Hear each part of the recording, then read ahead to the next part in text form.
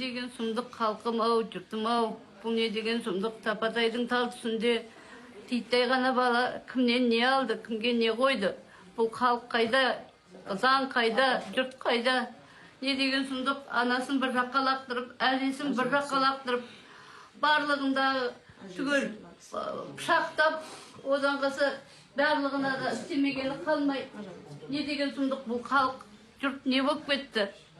Кішкентай бала кімнің несін алды? Не деген сұмдық болды бұл? Халқым ау, жұртым ау, не деген айуандық бұл? Не деген айуандық? Заң қайда жүр? Елдердің барлығын шулатқызып, қаратып қойып, ана жерде не заңның адамы жоқ, не басқа адамдар жоқ. Баланы алып барып, екеуісін бірдей, екі баланы бірдей пышақтаған, біреусі тұрмақ, екеуісінде.